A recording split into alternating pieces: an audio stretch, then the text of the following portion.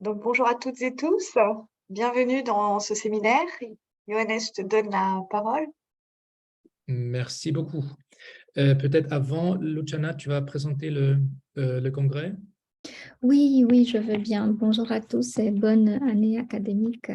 Cette année académique se termine par un grand colloque DiscoursNet, comme, peut-être mieux, on ne sait jamais, comme celui de Gennevilliers de 2019. Vous vous souvenez qu'on était sur le site de Gennevilliers de l'Université de Cergy. À ce moment-là, on était plus de 300.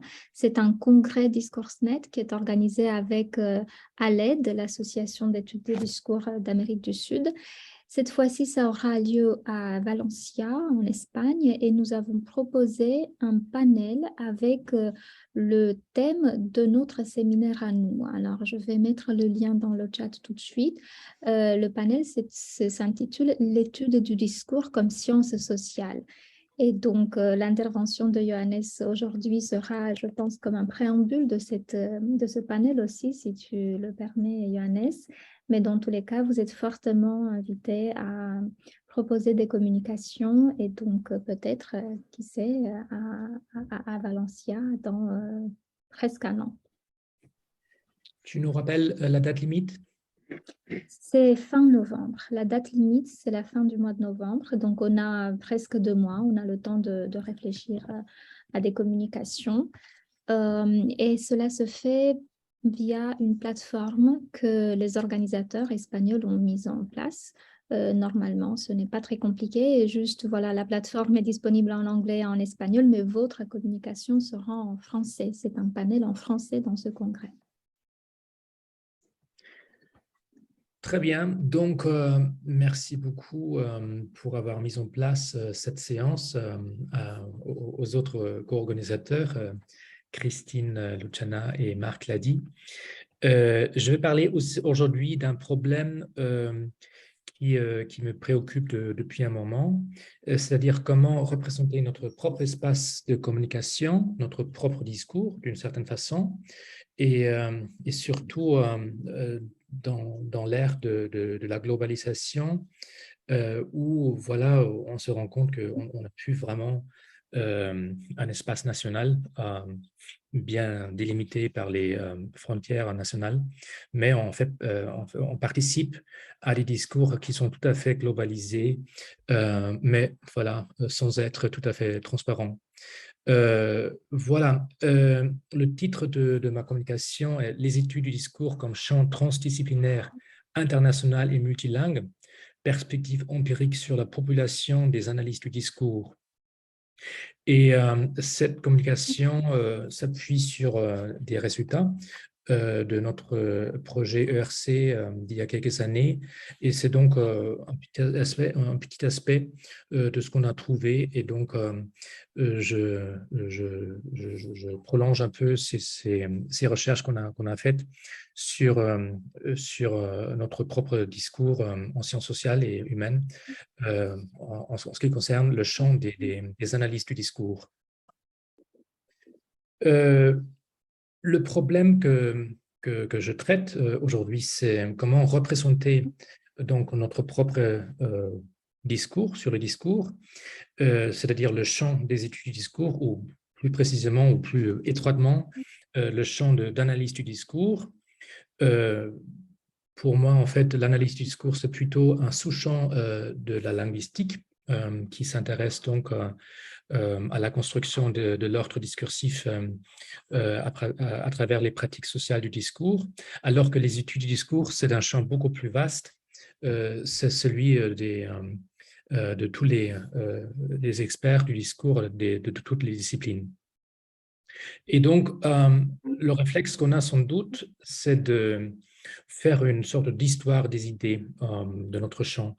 Donc, on n'en a pas tellement par rapport à d'autres disciplines pour le moment, parce que c'est toujours un champ assez récent, voilà, c'est-à-dire les deux champs, l'analyse du discours et les études du discours. On a une conscience d'un champ émergent, je dirais, à partir des années 70 ou 90. Et je dirais que depuis 2000 ans, l'an 2000, on sait qu'il y a quelque chose qui se passe un peu à travers le monde. Donc, c'est toujours un peu flou. Du coup, voilà, n'importe quelle tentative de dire quelque chose sur notre propre champ controversée, puisque voilà, ça prolonge toujours un peu le point de vue de celui qui parle. Et donc, ce que je vais essayer, c'est de faire voilà, une présentation rapide de cet espace, tout en soulignant les problèmes de cette manière de faire, qui consiste à voilà, sélectionner, à se concentrer sur quelques figures clés au dépens de toutes les autres figures qui sont possibles. Et du coup, voilà, avec ce réflexe, disons, herméneutique spontané, on a donc une vision assez limitée de notre champ qui fait que, voilà, on passe de côté voilà, la grande périphérie invisible des gens qui travaillent, qui sont dans les postes, qui font la recherche, sans jamais être cités. Et donc, c'est un problème qui, à mon avis, est surtout voilà, problématique dans un espace aussi vaste et hétérogène que l'espace globalisé du discours. Et du coup, ça appelle voilà, d'autres approches, des approches nouvelles. Donc, ma communication a plus ou moins deux parties. Je vais commencer avec quelques mots sur notre champ et voilà, une sorte de petite histoire des idées, pour ensuite voilà, passer à une approche focalisée sur les acteurs pour bien couvrir l'espace dans son intégralité, hein, donc avec ses parties visibles aussi bien qu'invisibles. Il y a un petit son, en fait, il y a peut-être quelqu'un qui a toujours son micro, peut-être si vous le éteignez. D'accord. Alors, je vais donc faire une présentation très rapide de ce que peut être notre champ. Et en fait, c'est un champ qu'on a bien parcouru ces dernières années avec notre séminaire.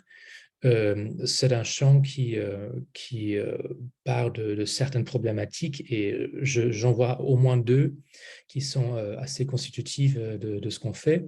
La première, c'est la production sociale du sens, c'est surtout la définition des sciences sociales ou des humanités parfois aussi. Donc ici, la question, c'est comment rendre compte de la place de la communication dans notre société ou aussi dans l'histoire. Et la question, c'est comment rendre compte de la part du langage par rapport aux pratiques sociales, à l'ordre social, à la politique, la culture et tout ça. Ça, c'est peut-être la définition plus large. Et en linguistique, il y a aussi une définition plus limitée où la question, c'est de rendre compte comment le langage renvoie à son contexte, surtout aussi à son contexte social. Donc, ici, on se demande comment rendre compte des phénomènes langagiers en tant que phénomènes sociaux dans leur culture, dans leur société. Et la question, c'est comment voilà, aller au-delà d'une vision très étroite et limitée du langage ou de la langue comme phénomène grammatical ou théorique. Donc, il y a beaucoup d'autres définitions et problématiques qu'on peut sans doute trouver et ce n'est pas du tout l'idée que je veux ici poursuivre. Il y a par exemple aussi l'idée du discours comme l'ordre textuel, c'est-à-dire la question comment les énoncés sont mis en place et comment ils sont orchestrés à travers des textes et à travers et dans un texte. Et ici, c'est peut-être la définition classique de Harris de 1952 qui partait d'une définition assez peu sociologique, bien sûr, et peu peu social, du discours comme texte essentiellement. On peut identifier des références comme ça, des classiques ou des semi-classiques, des commentateurs, des disciples. On peut créer des arbres généalogiques pour représenter ces discussions-là.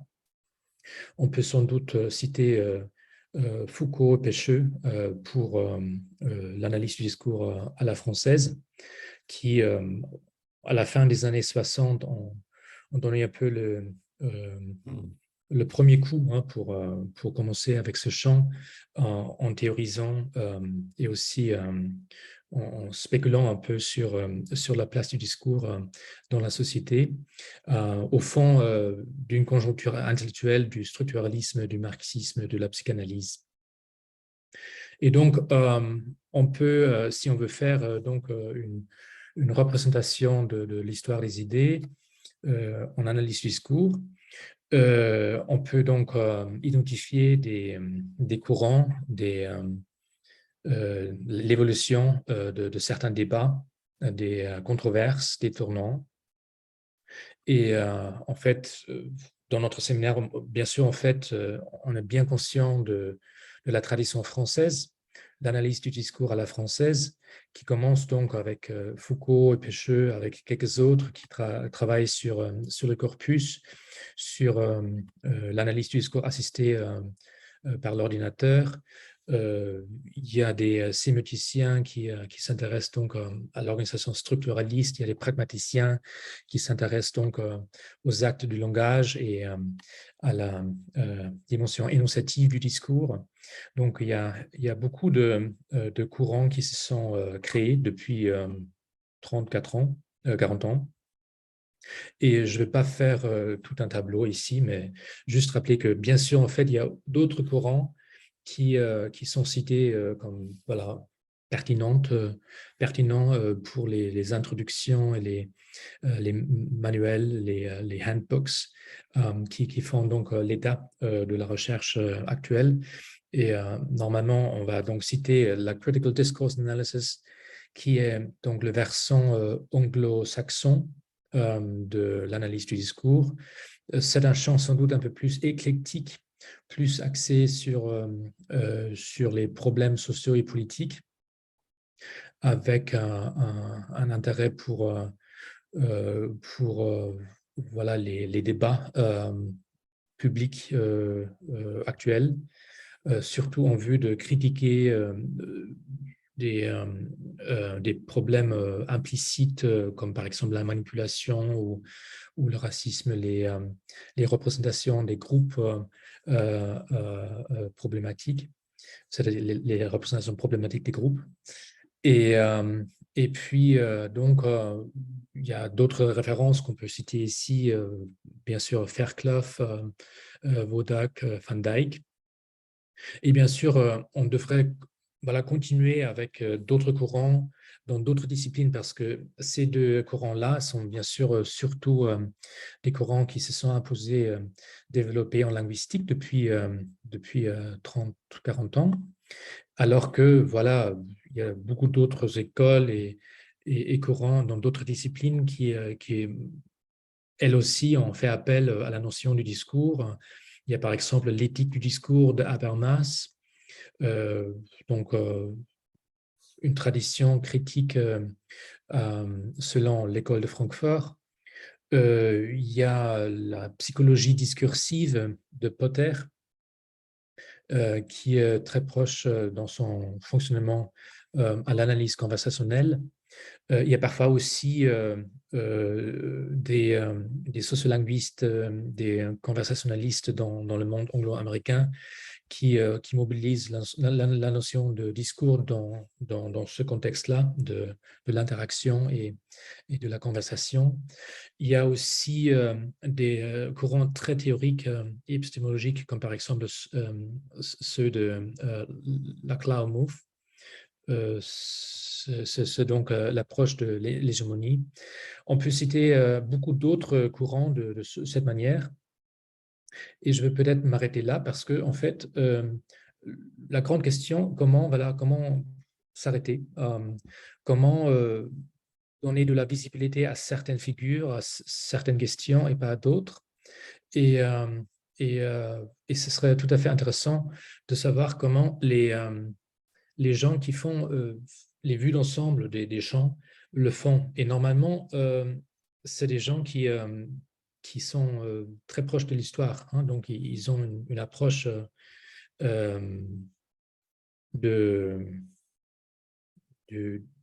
d'un savoir vaste acquis par la lecture. L'approche est donc lire, lire, lire pour créer donc une représentation finalement assez personnelle de ce qui se passe dans le champ. Et c'est une approche historique ou histoire des idées qui est assez commune dans toutes les disciplines. Hein. Donc, on trouve des vues d'ensemble dans toutes les disciplines normalement, surtout dans les disciplines plus établies. En fait, après l'établissement d'un champ, il semble que le plus de représentation de cette manière on peut trouver, le plus c'est un champ établi. Donc, ce sont des champs qui sont vraiment nourris par ce travail historique et herméneutique, des gens qui lisent et qui donc construisent une idée de ce qui est important dans le champ. Je dis ça parce qu'en fait, ce n'est pas du tout quelque chose de spécifique à notre champ ou à l'analyse du discours, mais c'est quand même un peu curieux que c'est quasiment jamais mis en question comme démarche, puisque surtout dans notre propre champ, cette démarche herméneutique a été critiquée beaucoup. Hein. On a dit que c'est une sorte d'art opaque. On ne peut pas savoir comment les gens sont arrivés à leur résultat. C'est un peu la subjectivité de l'interprétation. C'est très, très élitiste, puisque voilà, il y a une tendance de toujours se focaliser sur les grands hommes de l'histoire.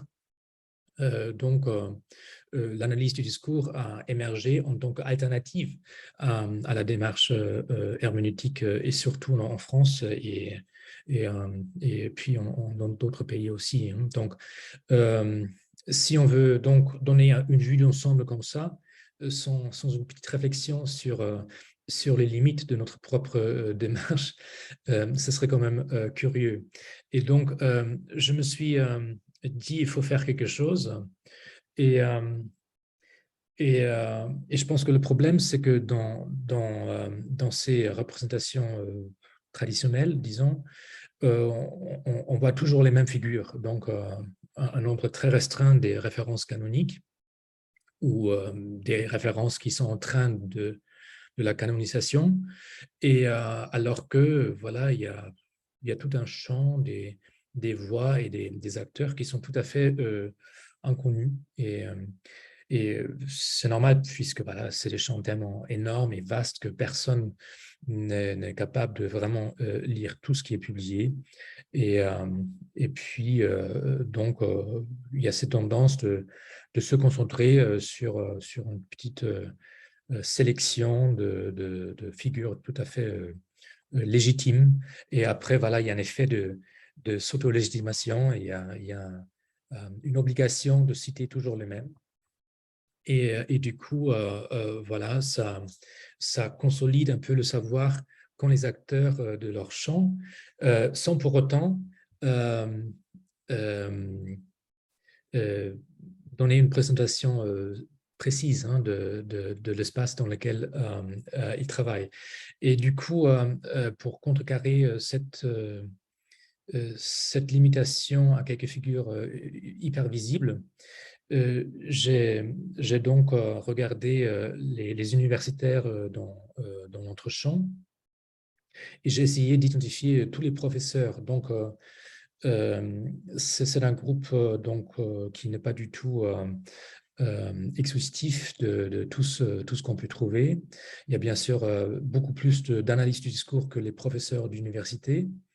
Et je me suis arrêté à ce groupe-là parce que finalement, c'est c'est ce groupe-là qui, parmi les acteurs actifs de notre champ, ont une certaine tendance, une chance à être cités. Donc, il y a bien sûr beaucoup plus de doctorants qui sont en train d'écrire encore leur thèse, qui ne sont pas encore connus, et ça va seulement commencer 10 ans après. Et normalement, en fait, les vraies dynamiques de citation et le devenir visible des acteurs, normalement, se passe à partir voilà, des postes plus permanents et plus prestigieux. Donc, il y a cette tendance de toujours privilégier ceux qui sont déjà sur les postes un peu plus établis. Et donc, je prends donc ce groupe d'universitaires comme le groupe avec le plus de chances d'être cité dans notre champ, parmi les acteurs qui sont actifs, c'est-à-dire en poste actuel. Et on a, avec notre groupe de recherche, on a regardé tous les linguistes et aussi les sociologues, mais bon, ce n'est pas pertinent pour aujourd'hui. Et on a donc regardé tous les linguistes professeurs dans les 3 pays, la France, l'Allemagne et le Royaume-Uni, en 2015. Et on a fait donc un inventaire de toutes ces personnes-là. C'était quasiment 2000 personnes qu'on a dû donc trouver avec leur page Internet, puisqu'il n'y a pas vraiment de liste complète. Peut-être en France, même là, c'est difficile. Et puis, en fait, j'ai regardé les professeurs avec une spécialité fléchée, disons analyse du discours ou discours. Et j'ai pu identifier 99 personnes parmi ces 2000 professeurs qui ont donc une expertise dans notre champ. Et je regardais, je suis assez certain que c'est à peu près ce groupe-là. Hein. Donc, il y a eu donc, une centaine de professeurs dans cette année-là. Et puis, dans une deuxième étape, je suis allé à Google Scholar et j'ai cherché, ou j'ai estimé avec Google Scholar le nombre de leurs citations selon Google Scholar en 2017. Et donc, après, j'ai pu donc voir qui est voilà, cité combien de fois à peu près, selon Google Scholar. Bien sûr, en fait, c'est une méthodologie avec ses limites, parce que Google Scholar va privilégier peut-être certaines langues, certainement plus l'anglais que d'autres langues. J'imagine que le français est assez bien représenté. L'avantage de Google Scholar, c'est une plateforme qui inclut les monographes, les livres, aussi bien que les articles. Bien sûr, en fait, il y a la littérature grise qui sera beaucoup moins représentée peut-être, ou ça dépend un peu. Bon, de toute façon, en fait, on peut penser que pour notre langue, pour ces pays, Google Scholar est plutôt complet, hein, comme base de données pour les publications et les citations. Puis, donc, c'est autre chose, bien sûr, pour d'autres langues. Hein. Donc, surtout en Amérique latine, j'imagine que Google Scholar va sous-estimer le nombre de citations réelles. Bon, mais bon, on va revenir là-dessus. Donc, après, j'ai créé 3 groupes de professeurs, puisque donc, les professeurs, ils travaillent dans les pays, mais en même temps, ils travaillent aussi dans des sphères linguistiques. Hein. Donc, il n'y a pas forcément une congruence entre pays et sphères linguistiques. Et je pense que si on prend en compte que normalement, voilà, le nombre de citations, il faut le rapporter avec la taille de la sphère linguistique. Il faut donc bien savoir qu'en France et en Allemagne, il y a pas mal de professeurs qui publient pas mal en anglais. Donc, j'ai compté les professeurs qui ont une forte présence avec leurs publications dans la sphère, dans l'ère anglophone. Je mis tous ces gens-là ensemble et on a donc 39 personnes parmi ces 100 professeurs ou 99 professeurs qui sont les experts professeurs en analyse du discours. On a donc 39 qui utilisent l'anglais parmi d'autres. Donc, ce n'est pas tout à fait possible de diviser des gens qui publient dans plusieurs langues à la fois. Mais en même temps, on peut quand même identifier une population qui travaille normalement dans une langue seulement. Et ce sont les 33 professeurs en allemand et en Allemagne. Et les 25 en France qui travaillent surtout en français. En fait, ce n'est pas très, très facile de vraiment faire ces triages-là, puisque voilà, on a simplement mis la langue utilisée par la page personnelle comme indicateur de la langue préférée. Donc, si on a trouvé une page en anglais, on a compté cette personne-là comme un professeur anglophone, ce qui n'est pas du tout voilà, correct dans tous les cas, mais disons, c'est pour l'instant la meilleure solution qu'on a trouvée. Et donc, si on regarde ici le nombre des citations, on voit donc une différence très, très nette entre les trois espaces, les trois sphères linguistiques. On peut donc faire le total des nombres des citations des professeurs actifs en Allemagne, en France, ou non, dans la sphère germanophone, francophone et anglophone. Et donc, dans la sphère germanophone, on a donc beaucoup moins de citations que dans la sphère anglophone. Et c'est tout à fait normal, il n'y a rien de choquant. Il y a des sphères qui sont grandes et petites. Et bien sûr, en fait, on voit ici les conséquences pour le nombre de citations. La deuxième chose que je fais, je distinguais entre les professeurs cités beaucoup et les autres. Et j'ai mis donc ici dans la colonne en bleu les professeurs cités, les 10% plus cités de cette population dans les sphères linguistiques respectives. Et donc, parmi le groupe germanophone, donc la colonne bleue de 6500 professeurs représente donc 3 professeurs. Donc, 3 professeurs sur 33 totalisent donc 6500. Pour la France, ce sont deux professeurs, ou 3, je ne sais plus, je pense que c'est 2 sur les 25. Et puis, il y a 4 professeurs dans le monde anglophone qui totalisent donc 52 000 sur quasiment 130 000, je pense.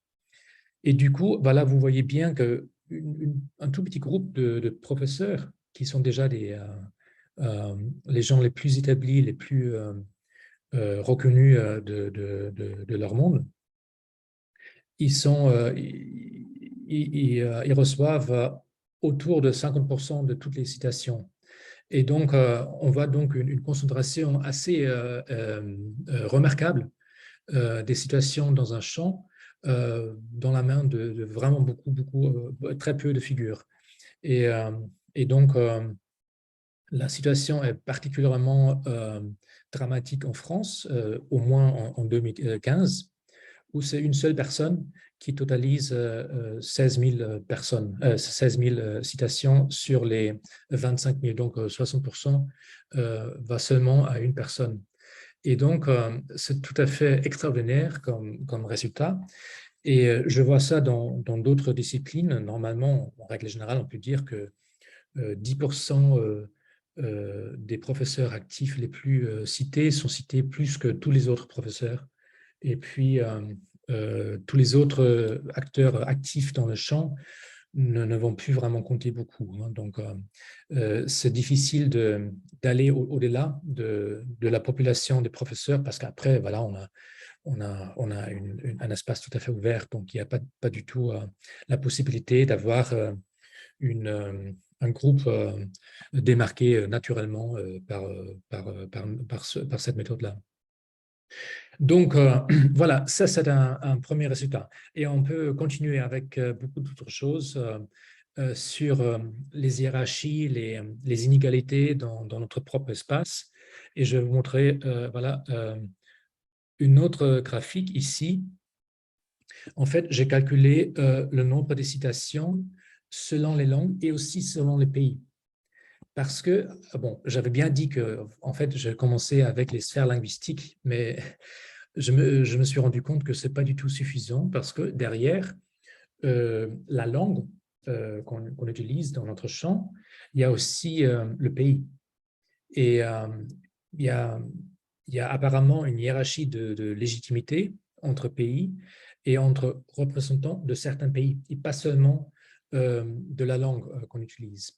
Et vous voyez ça ici parce que si vous comparez donc le nombre des citations moyens par professeur dans les 3 pays, on peut dire que, voilà, bien sûr, en fait, un professeur britannique est beaucoup plus cité que d'autres professeurs.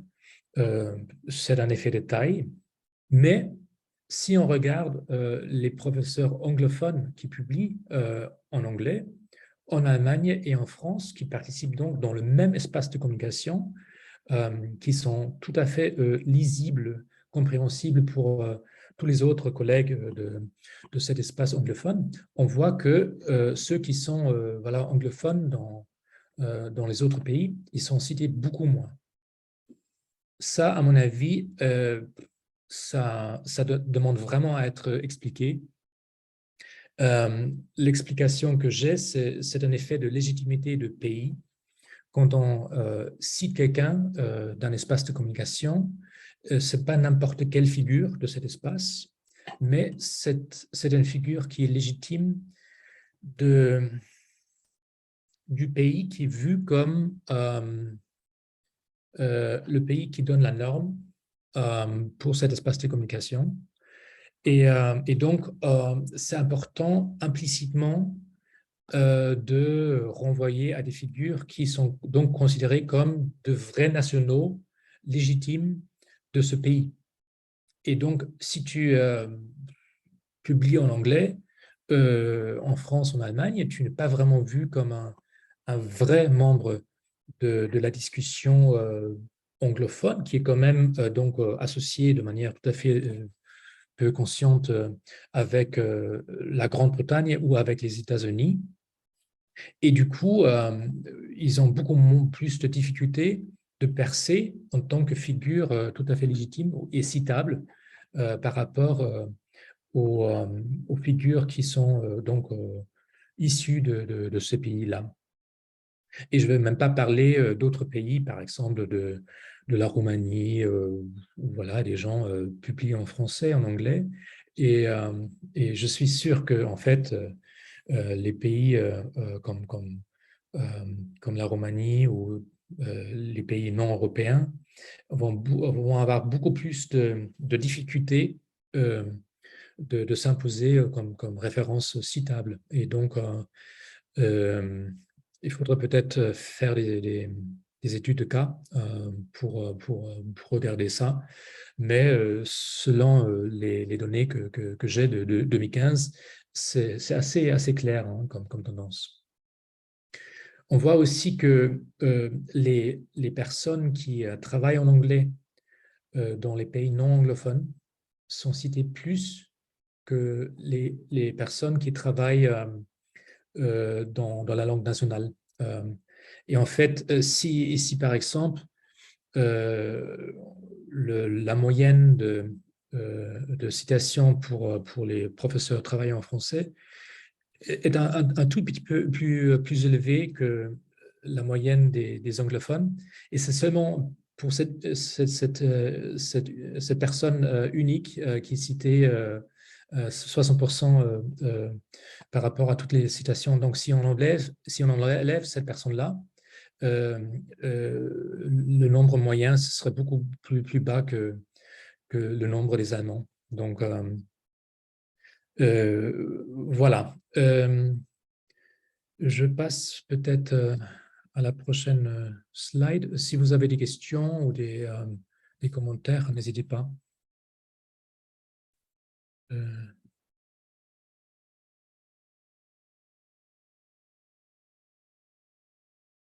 Alors, je vois un commentaire de Julien et pas, et sorry, on n'est pas dedans.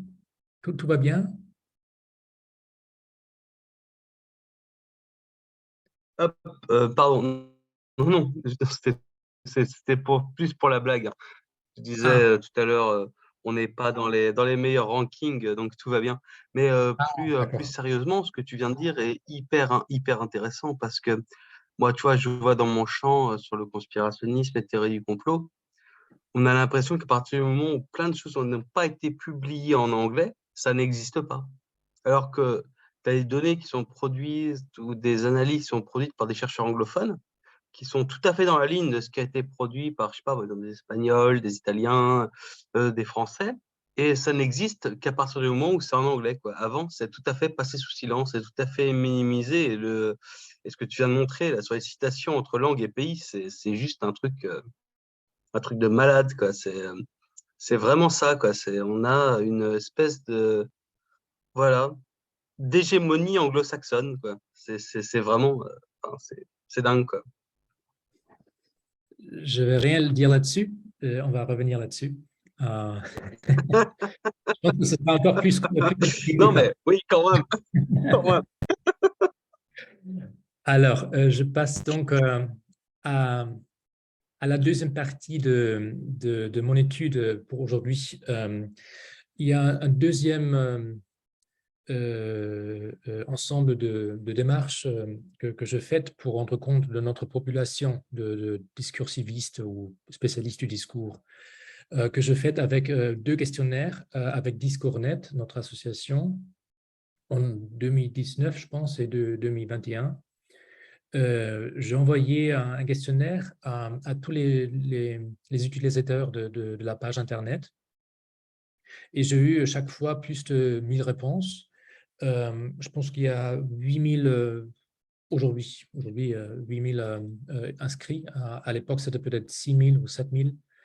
Et donc, 1000, c'est très peu. Donc, ça ne peut pas compter comme un échantillon représentatif du tout. De toute façon, en fait, je le dis encore, c'est un espace où on ne peut pas vraiment travailler avec l'idée qu'on peut prendre voilà, un échantillon parce que c'est un groupe au bord très ouvert. Il y a un groupe avec un statut. On peut donc former un groupe de ceux qui ont le statut. Mais encore, en fait, c'est une décision un peu arbitraire, comme par exemple avec ceux avec un statut de professeur. Et donc, je vais présenter les chiffres que j'ai trouvés avec ces deux questionnaires qui étaient tout à fait, comment ça se dit, les deux se sont confirmés tout à fait dans les tendances. Donc, c'était deux questionnaires avec des questions similaires à 2 points différents, avec des répondants différents. Et deux fois, en fait, les réponses étaient quasiment les mêmes. Donc, j'imagine que au moins, voilà, ceux qui s'intéressent au questionnaire, il y a une certaine tendance de, voilà, de se répartir dans l'espace globalisé et dans les disciplines. Et bien sûr, en fait, ça ne peut être représentatif de ceux qui s'autoproclament comme analystes du discours. Donc, je trouve que c'est plutôt légitime comme démarche de ne pas blesser la décision qui est discursiviste légitime à l'historien des idées, mais voilà, donner cette décision à ceux qui se 3, analyse du discours. Et donc, au moins, ici, on a 1000 personnes qui se sont autoproclamées analystes du discours parmi les 8000 qui se sont inscrits en tant qu'analystes du discours autoproclamés. Donc, je vais donc vous montrer un peu quelques paramètres, quelques informations sur ceux qui ont répondu. Je n'ai pas vraiment raison pour penser que les proportions seraient tout à fait faux par rapport à l'expérience qu'on a en tant que humain dans notre espace académique. On a bien sûr la tendance de toujours être un peu avec les mêmes, toujours du même statut, toujours un peu de la même discipline. Et du coup, les figures, les chiffres que je vais présenter vont donc vous donner quelques idées sur cet espace à travers tous ceux qui se sont autoproclamés analystes du discours. Un premier résultat ici, c'est la répétition des statuts de ceux qui ont répondu. Et vous voyez bien qu'en fait, il y a un quart universitaire senior, donc professeur des universités. Il y a un quart autre universitaire plutôt établi, mais pas professeur. Il y a un quart jeune chercheur post-doc. Il y a un quart doctorant. Il y a une grosse minorité d'autres personnes, hein, surtout des retraités ou des freelances, des soi-disant indépendants, ceux qui n'ont pas trouvé d'attache institutionnelle ou qui ne veulent pas avoir d'attache institutionnelle. Mais de toute façon, en fait, ce qui est très, très clair, premièrement, il n'y a pas que des professeurs des universités, donc c'est important de le rappeler par rapport aux chiffres d'avant. Bien sûr, en fait, il y a tout un monde au-delà des professeurs des universités qui sont aussi actifs, hein, qui font la recherche, qui contribuent à notre champ. C'est surtout des gens qui sont actifs dans des institutions académiques, il faut le dire. Donc, il n'y a pas vraiment beaucoup d'autres personnes qui s'intéressent à ce qu'on fait dans le monde professionnel ou je ne sais pas. C'est quand même un monde très, très, très, très académique où voilà, on a une grande présence des gens plus ou moins voilà, établis. Et donc, il y a un nombre important des professeurs, mais il y a beaucoup plus qui ne sont pas professeurs. Donc, ça peut-être juste pour rappeler un peu les limites de l'histoire des idées, hein, qui cite quasiment toujours les gens les plus établis. Puis je passe donc à la prochaine slide, et ça c'est encore plus intéressant à mon avis, parce que pour notre propre champ, les études du discours, on voit bien que le nombre le plus grand vient donc de la linguistique, mais ce n'est pas la majorité. Donc, c'est toujours moins de la moitié qui sont linguistes ou qui se disent linguistes. Et il y a plus de personnes dans d'autres disciplines qui sont donc focalisées sur les acteurs, les pratiques sociales, donc sociologie, éducation, Sciences Po, communication, médias, etc. Donc, c'est un espace qui est au moins aussi important que la linguistique. Et il faut bien le dire parce que la plupart des revues qu'on a dans notre champ sont des revues clairement prises en charge par les linguistes. Et donc, le plus hétérogène, c'est par rapport aux disciplines. Le moins, c'est des zones représentées par les journaux. Et ça, à mon avis, c'est important pour notre propre politique intérieure. Est-ce qu'on a vraiment l'intérêt de nous limiter à une linguistique, à une discipline ou non? On a donc essentiellement des linguistes qui sont souvent très ouverts aux questions sociales. L'analyse du discours, c'est un champ qui s'est émancipé de la linguistique plus classique, au moins en Europe, à partir des années 70, parce que c'était des champs, la linguistique, c'était un champ en Europe normalement assez philologique, donc placé dans les facultés de lettres, qui s'intéresse donc beaucoup plus à la stylistique, à la grammaire, qu'aux problèmes sociaux et politiques. Et donc, ça, c'est quelque chose qui, je pense, que est très important pour comprendre pourquoi notre champ a vraiment pris un départ aussi important depuis quelques décennies. En fait, on voit bien ici une issue pour les linguistes qui s'intéressent aux sciences sociales. Donc, après, on a aussi les humanités. Ils ne sont peut-être pas forcément très représentés en tant que discipline ici, mais il faut dire que c'est souvent des champs avec moins de chiffres, moins d'effectifs. Et il faut dire qu'en fait, il y a pas mal de gens en sciences sociales et aussi en sciences du langage qui s'intéressent à ces questions-là. Donc, au moins en Europe, il y a un échange entre ces zones disciplinaires assez important.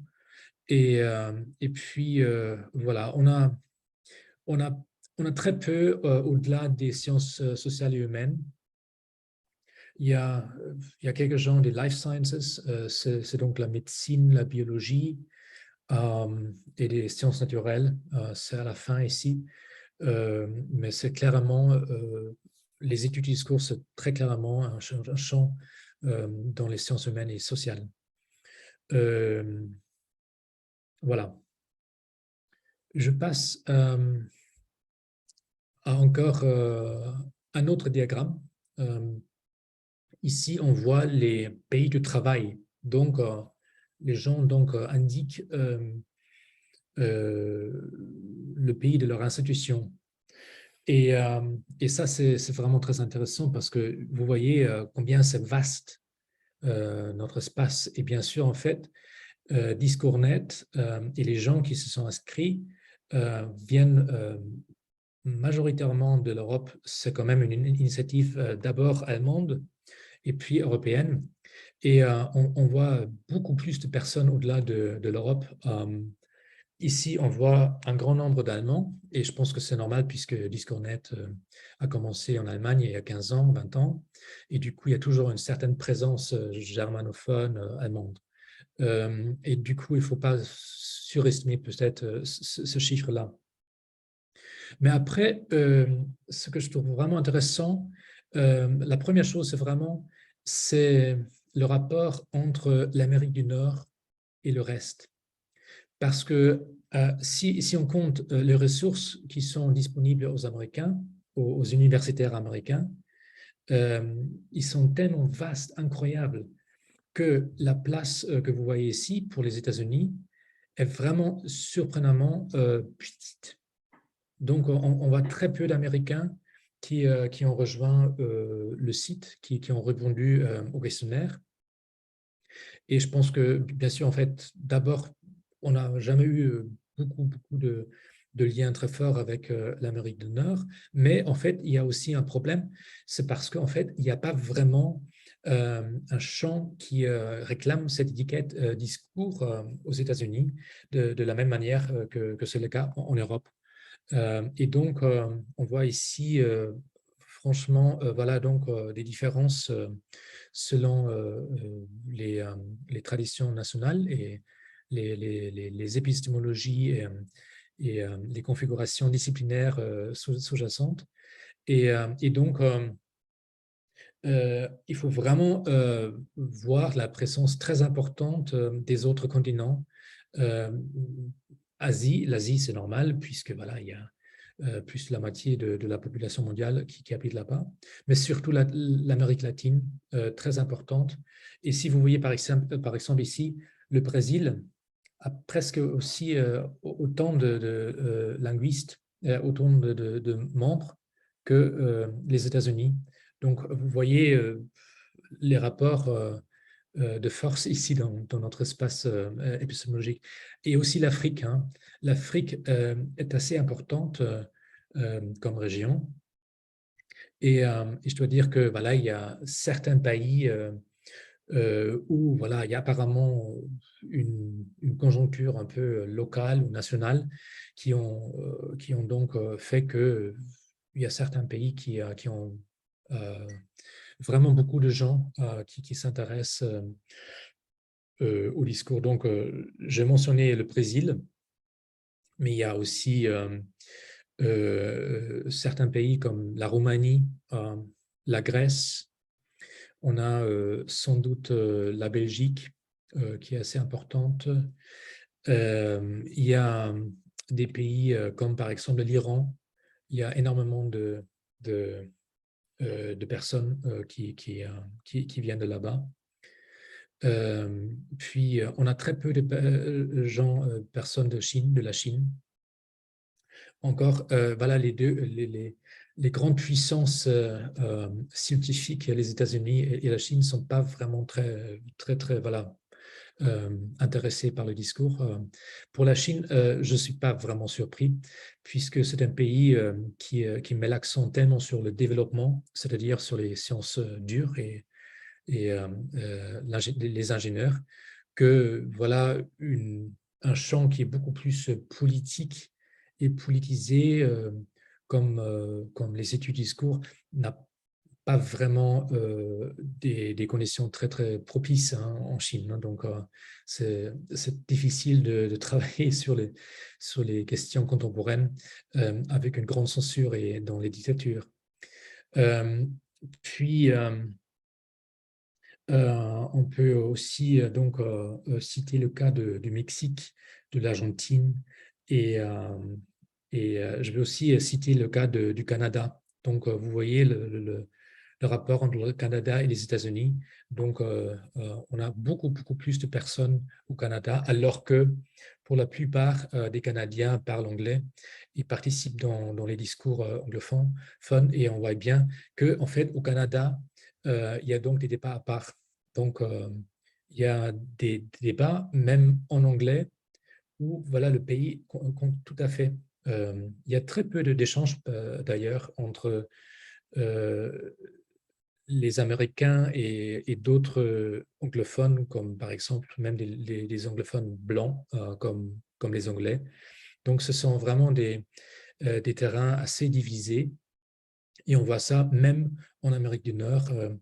Une langue commune ne doit pas forcément dire qu'il y a des intérêts en commun. Et du coup, voilà. Je pense que c'est ce qu'il y a à dire peut-être pour l'instant.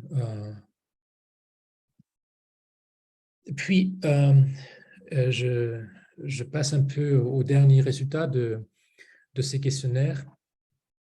Et peut-être la question la plus intéressante maintenant, c'est l'usage des langues comme langue de communication. Et on voit ici parmi les gens qui ont répondu au questionnaire, l'anglais en tant que langue préférée par la grande plupart des gens. C'est pas forcément surprenant, mais il faut vraiment bien regarder ce qui se passe en réalité. Parce que c'est très facile de dire ouais, il y a une domination, une hégémonie anglaise. Et en réalité, c'est pas aussi clair que ça. Et en fait, je vais essayer de déchiffrer un peu ces résultats ici. La première chose à dire ici, les questionnaires étaient présentés dans plusieurs langues. Je pense que je les traduis en 5 ou 10 langues différentes, surtout des langues européennes, comme l'espagnol, le français, l'allemand, quelques autres, le russe, je pense. Et donc, ceux qui répondent vont voir la langue d'invitation, et ceux qui ne parlent pas l'anglais ou l'une des autres langues ne vont pas répondre. Donc, ils sont sans doute sous-estimés ici hein, dans les résultats. L'autre chose était les questions du questionnaire étaient bien en anglais. Je n'ai pas pu traduire toutes les questions. J'ai invité les gens à utiliser un browser qui traduit automatiquement, comme par exemple Chrome. Et je ne sais pas si les gens le font, s'ils vont que les questions sont normalement en anglais. Et du coup, voilà. Après, donc, il faut donc dire que ceux qui parlent anglais, ils sont préférés peut-être par le dispositif ici.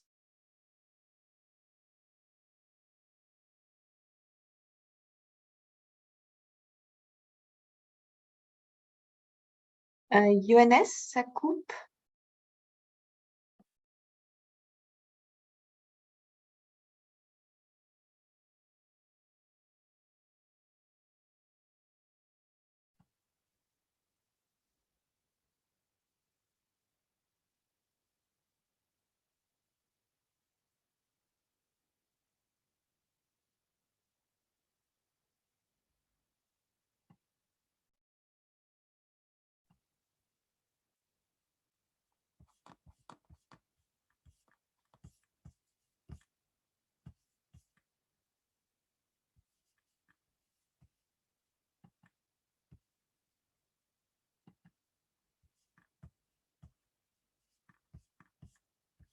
Oui, Alors, je crois qu'on a perdu Johannes.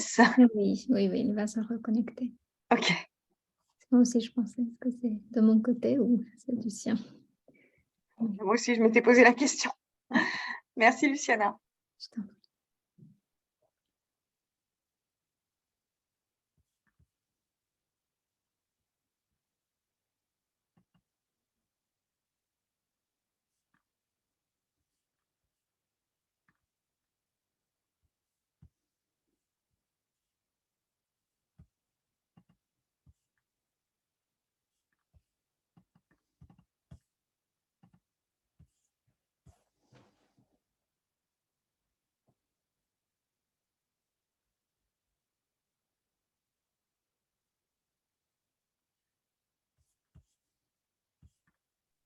Johannes est en train de se reconnecter. Hein. Il arrive.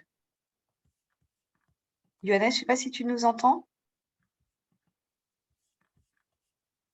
Oui, je vous entends. OK. Est-ce que, voilà, j'ai vu tout d'un coup, ça s'est arrêté, je ne sais pas pourquoi. Oui, tout d'un coup, le son, enfin, tu as été figé, ça s'est coupé. Ah, d'accord, d'accord. Donc, j'imagine que c'était là où je commençais à parler de l'anglais, non? Oui.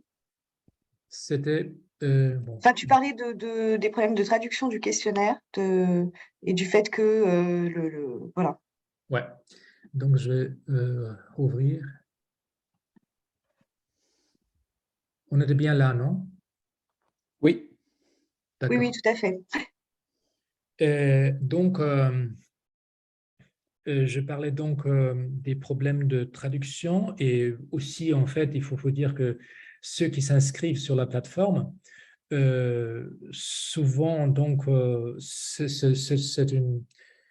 une part spécifique hein, de ceux qui peuvent s'inscrire, hein, ceux qui s'intéressent à l'international plus que peut-être que d'autres. Il y a peut-être plus de personnes qui sont biotrilingues et du coup, ceux qui travaillent uniquement dans des langues autres que l'anglais auront sans doute un peu du mal à répondre à ce questionnaire. Hein. Donc, ils sont sous-estimés. Mais bon, je vais vous montrer si c'est un problème ou non, ou ce que ça signifie peut-être pour notre population. Donc, ici, on a donc le résultat de ceux qui ont répondu au questionnaire, avec plus de 70% qui utilisent l'anglais comme langue de travail. Ça ne veut pas dire qu'ils utilisent seulement l'anglais. De même, avec toutes les autres langues, on a donc plusieurs groupes de langues, hein. Il y a l'anglais, c'est un peu l'hyperlangue. Et puis, on a quelques autres langues européennes qui sont très importantes, comme par exemple français, allemand, espagnol, portugais, russe. Et puis, voilà, on a quelques langues douzaines qui sont un peu des langues moyennes. Normalement, c'est des langues qui sont beaucoup plus axées ou voilà, calquées sur un pays. Et puis, et très important, c'est les 29 autres langues. Et souvent, c'est des gens qui existent seulement une ou deux fois parmi les répondants. Et du coup, au total, on a une cinquantaine de langues et avec des différences entre les langues très, très, très importantes. Et ce n'est pas seulement des différences de quantité, mais c'est absolument des différences de qualité. Et je veux dire quelque chose sur l'anglais parce que c'est tout à fait une langue à part. J'ai déjà dit qu'il y a deux peut-être pays modèles derrière l'anglais. C'est les États-Unis et c'est la Grande-Bretagne. Et à part ça, il y a beaucoup, beaucoup plus de personnes qui utilisent l'anglais, bien sûr. En fait, selon les sociolinguistes, il y a trois cercles des anglophones. Il y a the inner circle, le cercle intérieur. C'est les pays blancs, donc des natifs classiques. Ça inclut aussi l'Australie, la Nouvelle-Zélande, le Canada, la partie anglophone du Canada. Ce sont 300 millions de personnes et puis il y a 300 millions de personnes qui utilisent l'anglais comme en tant que lingua franca dans leur pays, par exemple en Inde, Singapour, Nigeria. Donc, ça, c'est un espace énorme. Et puis, il y a 1 billion de personnes qui utilisent l'anglais comme langue d'échange dans le monde scientifique et économique. Donc, il faudrait peut-être savoir qui sont les gens ici. Et selon voilà, les calculs que je fais, moins de la moitié des gens qui disent qui utilisent l'anglais, moins de la moitié utilisent seulement l'anglais. Donc, derrière ce chiffre-là, il y a en réalité une très, très, très grande hétérogénéité. Il y a vraiment le phénomène du multilinguisme qu'il faut ici regarder. Et je suis certain, même si je n'ai pas vraiment des données ou des chiffres là-dessus, que parmi qui disent qu'ils utilisent seulement l'anglais, il y a beaucoup, beaucoup de personnes qui ont comme langue maternelle ou comme autre langue native une petite langue quelque part dans le monde, et jamais, jamais ils auraient l'idée de faire leur recherche dans une langue autre que l'anglais. Je veux dire vraiment, ce qui est très important à comprendre, et surtout, à mon avis, en France, l'expérience qu'on a, qu'on devrait donc travailler dans notre langue maternelle, et une autre langue, comme par exemple l'anglais, est une menace. Ça, c'est vraiment, vraiment très, très, très peu typique de l'expérience de n'importe quel chercheur dans le monde, où ce ne serait pas vraiment l'idée de travailler dans la langue maternelle, parce que tu ne peux pas. Il y a une personne avec qui tu peux parler. Donc, ce n'est pas vraiment la peine de faire quelque chose en kazakh ou même en flamand, en fait, c'est ce que disent un peu les flamands, alors que les Belges ont vraiment un État-nation très, très développé avec des institutions très, très fortes d'éducation supérieure. Donc, ce serait tout à fait possible de faire ça. Mais je parle des 6000 d'autres langues dans le monde où, voilà, c'est vraiment pas la peine de commencer à faire la recherche dans une langue autre qu'une langue européenne. Et du coup, à mon avis, il faut vraiment ici penser aux questions du colonialisme qui continue avec toute sa force ici dans notre propre espace. Et on a donc une très grande présence des langues de cinq langues européennes hein, qui ont le privilège d'inclure les locuteurs qui peuvent travailler dans leur langue maternelle, alors que pour toutes les autres, c'est quasiment exclu. C'est même pas pensable de faire la recherche dans la langue maternelle. Et puis, on peut donc parler, bien sûr, des autres langues européennes, comme par exemple le français et l'espagnol surtout. Ce sont donc deux autres langues coloniales qui sont devenues des lingua franca et des langues d'échange pour beaucoup de pays. Donc, c'est un peu des mini-anglais et il n'y en a pas d'autres. C'est les trois langues, à mon avis, dans le monde qui existent comme langue globalisée pour la recherche. Et bien sûr, en fait, ils sont beaucoup plus petites que l'anglais. Et l'allemand, à mon avis, est tellement centré sur l'Allemagne et peut-être deux autres pays, l'Autriche, bien sûr, et la Suisse. C'est plutôt voilà, une langue nationale pour ces trois pays. Et donc, comme langue internationale, on ne peut pas vraiment la compter. Et il faut dire qu'il y a peut-être une grosse différence entre le français et l'espagnol parce qu'on a un grand espace francophone, bien sûr. Il y a une grande conscience hein, de cet grand espace normalement ex-colonialiste, ex-colonial, post-colonial. Mais en fait, ce que je trouve assez frappant pour le français, c'est que dans cet espace francophone, on a très, très, très clairement la domination d'un modèle. C'est le modèle de la France. Donc, quand on utilise le français, normalement, c'est possible de faire comme si on était en France. Et c'est quelque chose qui n'est absolument pas possible en anglais. Tu ne peux jamais présupposer qu'en utilisant de l'anglais, en parlant anglais seulement, tu peux donc présupposer que tu as affaire avec des Britanniques.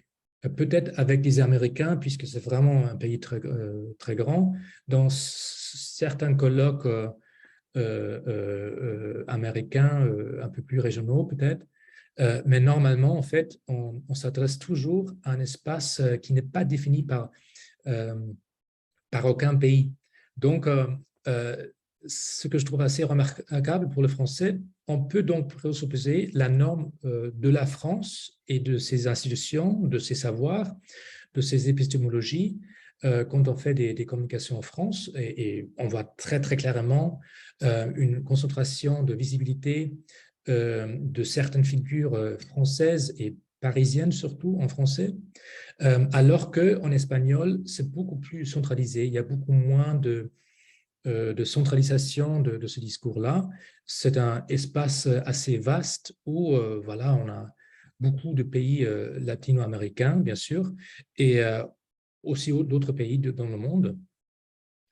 Bien sûr, en fait, on a une certaine norme, un imaginaire latino quand on utilise l'espagnol en Amérique latine.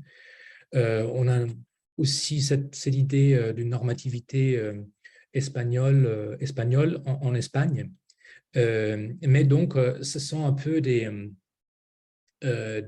sous-centres, des sous-espaces sous-centralisés avec des frontières sous-jacentes nationales, étatiques par derrière, qui sont tout à fait importantes pour expliquer cette fragmentation de l'espace de communication espagnol. Et donc, pour l'espace russe, je ne suis pas aussi certain comment c'est aujourd'hui. J'imagine que ça, en fait, normalement, les Russes parlent russe. Il y a beaucoup de journaux, de revues, de communication, de colloques en russe. En même temps, il y a eu une politique pour privilégier l'anglais avec ces instances d'évaluation. Et le russe est certainement utilisé comme lingua franca dans d'autres pays ex-soviétiques. Donc, le russe, à mon avis, reste une langue comme les autres 4 langues européennes qui ont donc ce statut de lingua franca en dessous de l'anglais, hein, qui est l'hyper lingua franca, puisque c'est utilisé par tellement de gens. Voilà, donc, et puis les 12 autres qu'on voit ici, à part les 29 qui sont aussi petites que, voilà, il y a seulement un locuteur ou deux, les 12 autres, en fait, parfois, il y a une infrastructure de publication et de communication, et souvent, il y a une très grande présence de langues européennes qui sont utilisées comme lingua franca, souvent, bien sûr, de l'anglais. Et donc, on voit ici donc une stratification de cet espace de communication par langue très importante, et c'est impossible de ne pas le voir. Et ça me mène voilà, un peu vers quelques conclusions ou quelques réflexions théoriques. Cette fragmentation, cette division par langue est tellement importante, et je trouve ça toujours si étonnant de voir que c'est quasiment jamais pris en compte dans la littérature sur la matière. Et je cite ici seulement Pierre Bourdieu, parmi les plus grands, les plus importants, qui ont réfléchi sur l'espace académique en tant qu'espace social. J'imagine que vous connaissez sa théorie des champs de production symbolique. Et on voit ici donc l'idée que voilà, un champ d'universitaire, c'est donc un champ de gens avec certains capitaux. On peut donc placer chacun selon sa position socio-économique dans ce champ plus ou moins autonome. Et donc, on a des dominants, on a ceux avec plus de capital proprement académique et plus des capitaux externes. Et on peut faire des cartographies très, très, très, très nettes ici, hein. Et bien sûr, en fait, ce qui montre, c'est tout à fait pertinent et ça fonctionne. Mais en fait, jamais on voit un simple mot sur la division de nos champs par langue. Et puisqu'on n'a pas du tout un espace de communication transparente, on est tout à fait limité par des frontières de communication. Je pense que Bourdieu marche très bien pour l'espace institutionnel d'un système académique. Donc, quand on a un système académique comme c'est le cas du français, du système français, ça marche très bien parce qu'on peut voir le corps des enseignants-chercheurs qui constituent le champ. Alors que ce privilège-là, d'avoir un champ avec un corps donné qui marque donc la totalité des champs qui participent dans la communication, c'est tout à fait le privilège des Français. Ça ne marche pas dans beaucoup d'autres régions dans le monde. Et du coup, voilà, il faut penser un peu sur la structure de l'espace social qu'est le nôtre, c'est-à-dire des études du discours en tant que champ international. Il faut bien voilà, penser sur la coexistence, pas seulement des langues en tant que sphère linguistique qui marque des limites assez importantes, mais aussi de la présence des systèmes universitaires institutionnels derrière qui, eux aussi, marquent des frontières assez importantes, souvent un peu invisibles pour la communication scientifique. Parce que si tu lis un article du, je ne sais pas, American Review of Sociology, quelque chose comme ça, tu vois qu'à la fin, il y a seulement des Américains qui sont cités, si tu connais le champ. Alors que ce serait théoriquement possible de citer n'importe quel anglophone. Alors, ce n'est jamais le cas. Il y a peut-être 2%, 3% des gens qui sont cités. Donc, on voit bien que il y a des structurations sociales derrière qui font qu'il y a la visibilité, la pertinence, l'intérêt pour certains et pour certaines régions seulement et pas pour d'autres, derrière cet espace que tu peux normalement adresser avec ta publication, mais en réalité, c'est un espace tout à fait structuré selon ces structures. Et je veux dire, peut-être pour conclure avec une alternative à cette idée qui est vraiment quasi universelle pour l'instant dans la discussion sur la recherche en sciences sociales. Il faut donc visualiser notre espace académique en prenant compte donc la pluralité des langues et aussi la coexistence des langues, parce qu'en fait, la réalité est que en fait, on travaille dans un champ très, très multilingue. Encore, si les gens travaillent seulement dans une langue et encore plus si c'est leur langue maternelle, c'est absolument exceptionnel pour ceux qui travaillent en sciences humaines et sociales dans le monde. Il faut prendre en compte les centres institutionnels et les périphéries institutionnelles qui expliquent pourquoi il y a un groupement de visibilité autour de certaines figures et pas pour d'autres, et pourquoi il y a une certaine présence de certains pour d'autres ou non. Et il faut aussi voir les asymétries entre les régions différentes de cet espace, puisque il y a certaines choses qui passent très bien d'une région à l'autre, alors que le sens inverse est impossible. Il y a beaucoup de choses qui sont reprises de certaines régions de l'espace anglophone, alors que c'est impossible que, il y a par exemple que certaines figures françaises sont reprises dans l'espace anglophone. Et je ne parle même pas de certaines figures mongoliennes ou nigériennes. C'est quasiment bataille perdue. Et du coup, je propose donc cette visualisation de notre espace académique, et je pense que c'est typique pour les études du discours et aussi pour beaucoup d'autres champs.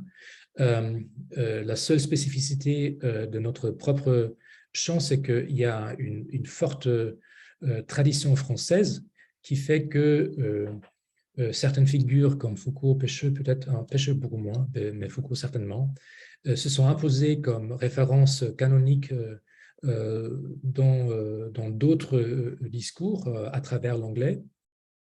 Et du coup, donc, on a la coexistence de deux discours de référence. Il y a donc un discours anglophone qui a donc ses propres traditions, comme par exemple la Critical Discourse Analysis. Il y a un autre espace, lui aussi avec un public international dans d'autres pays, mais sur une échelle plus basse, c'est-à-dire c'est l'espace francophone, avec la soi-disant analyse du discours à la française. Il y a assez peu d'échanges entre ces deux-là. Et ça, c'est vraiment la seule chose peut-être atypique pour notre propre champ. Et sinon, j'imagine que pour d'autres champs, on a une une domination de l'anglais en tant que voilà, espace de référence pour beaucoup de pays qui sont trop petits pour avoir leur propre discours scientifique autonome. Donc, il faut bien comprendre que l'anglais est la langue de référence pour n'importe qui parmi les 6000 langues dans le pays qui veut faire la recherche, alors que ce n'est pas du tout la langue maternelle.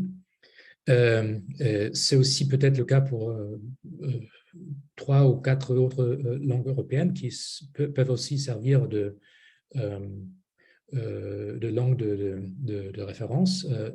C'est le français, c'est l'espagnol, peut-être plus que le français, puisque c'est une région un peu plus grande.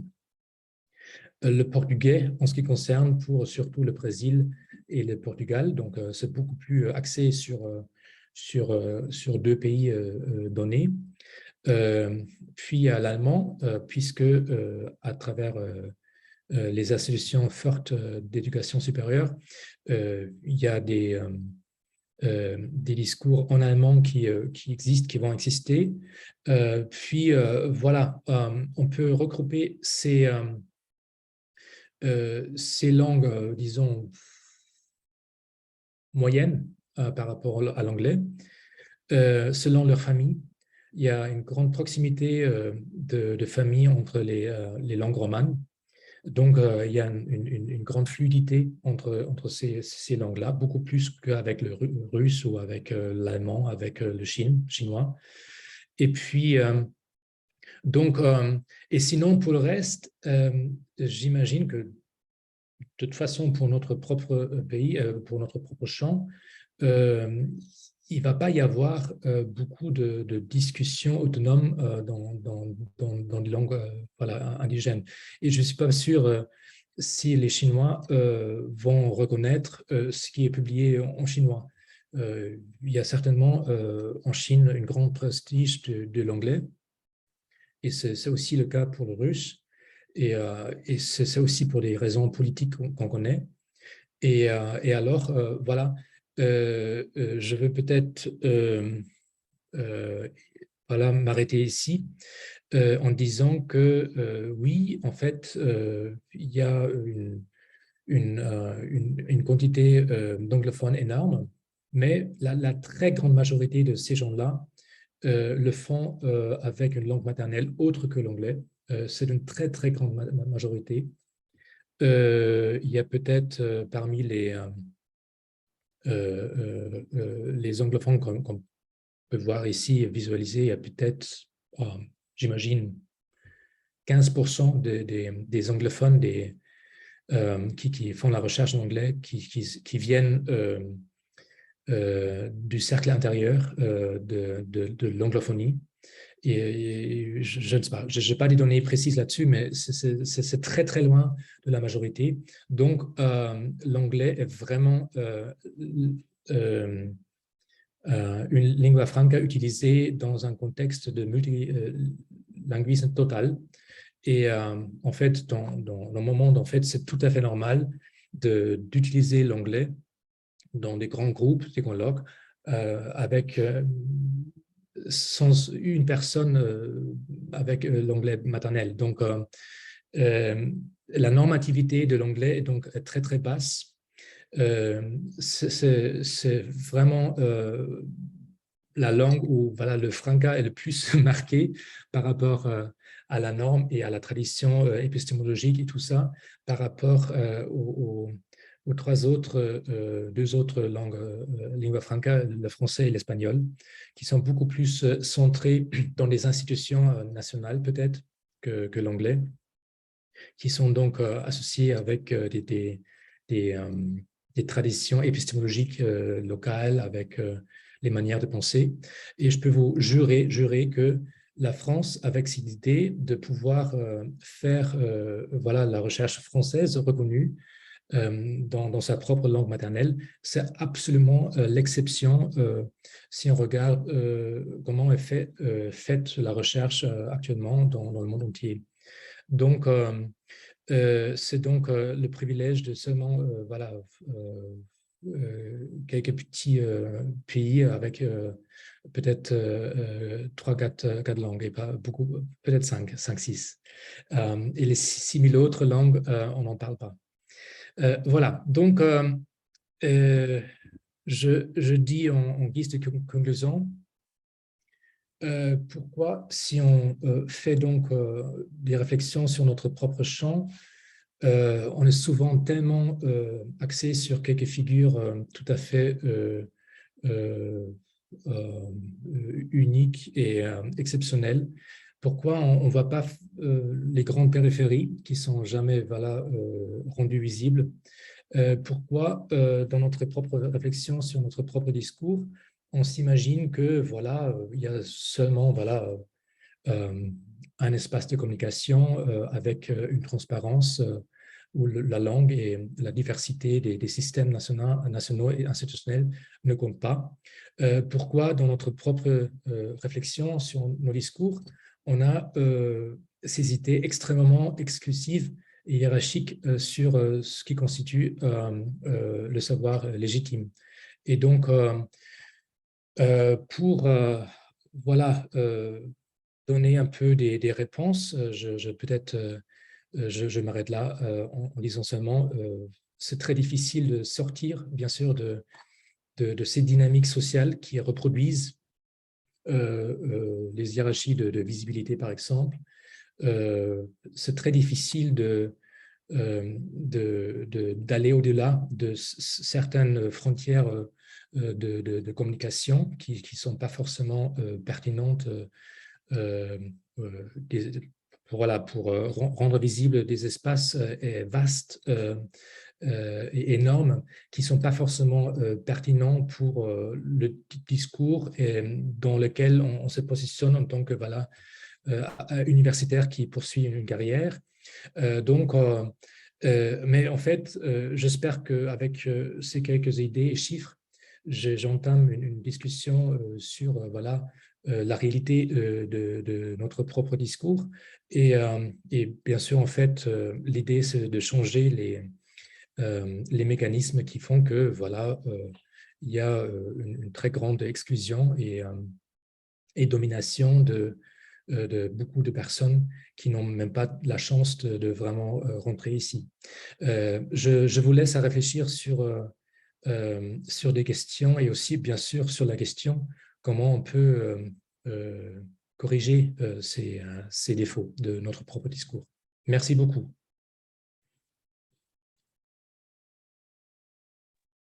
Merci, Johannes. Merci beaucoup. Je ne sais pas si... merci pour cette présentation très détaillée de notre champ, en tout cas à travers de l'enquête DiscoursNet. Je ne sais pas s'il y a des réactions, peut-être des questions, pour donner la parole en priorité aux participants. Dominique. Oui, bon, merci pour tous ces chiffres qui donnent vraiment à réfléchir. Mais je me demande si ton étonnement m'étonne un peu. C'est-à-dire, tu remarques très justement que la plupart des gens qui travaillent en anglais ne sont pas anglophones disons, de langue native. Bon. Et tu t'étonnes qu'un ensemble limité de gens concentre beaucoup de citations. Mais il me semble qu'il y a un rapport entre les deux. Moi, j'ai travaillé sur cette question un peu.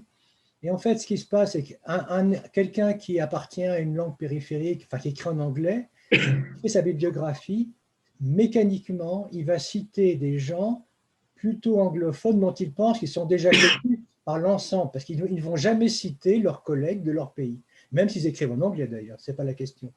Et donc, il y a un effet mécanique qui fait que moins il y a de gens anglophones natifs et qui écrivent en anglais, et plus on va citer les mêmes, non pas parce qu'on est convaincu. Moi-même, j'ai fait cette pratique. C'est quand j'écris en anglais, tout à fait lucide, je mets des références en anglais parce que je sais que les reviewers n'accepteront pas mes références en français. Et donc, il y a des remarques des reviewers toujours du genre, vous ne citez pas les gens qu'il faut citer en gros. Et souvent, ça vient de gens qui ne sont même pas des Anglais, des Américains. Hein. Ça peut être des Chinois. Et donc, il y a vraiment un enjeu, un effet mécanique du système qui ne s'explique pas seulement par des histoires intellectuelles. Il me semble que c'est la logique du système qui va concentrer. Et donc, les gens qui sont très cités, ils ne sont pas cités parce qu'ils sont spécialement importants, mais parce qu'ils vont fonctionner comme des sortes de points de référence communs à des gens disparates. Voilà, en gros. Je ne sais pas ce que tu en penses. Bah, bien sûr, en fait, c'est tout à fait exactement le problème que je vous ai présenté. Hein. Et bien sûr, on voit très bien qu'on est toujours en train de reproduire cette pratique dans notre propre travail. C'est très difficile de sortir de cette boucle vicieuse. Non, il y a des références qui sont déjà légitimes et du coup, notre propre référence, ce n'est pas forcément une référence à un savoir qu'on veut citer, mais c'est plutôt une auto-légitimation qu'on veut opérer. Hein. Et donc, cette auto-légitimation fait que, voilà, on est contraint à citer les références déjà citées. Et du coup, ça donne des effets de Mathieu qui font que, voilà, il y a toujours plus à ceux qui ont déjà, au lieu de vraiment donner, voilà, la visibilité aux choses riches, intéressantes, variées, qui existent. Et du coup, c'est un système qui a sa propre censure très profondément à l'intérieur de son propre fonctionnement. Et, voilà, c'est mais il faudrait aussi il faudrait aller au cœur du système. C'est le problème des reviewers. C'est-à-dire, pourquoi est-ce que les reviewers vont vous mettre des remarques comme vous ne citez pas les gens qu'il faut citer, quoi. Ça, c'est quelque chose qui est très constant dans les faits. Et c'est le cœur du problème. Le cœur du problème, c'est quand même bien la publication. Or, inconsciemment, les reviewers ont intériorisé les normes de ce système.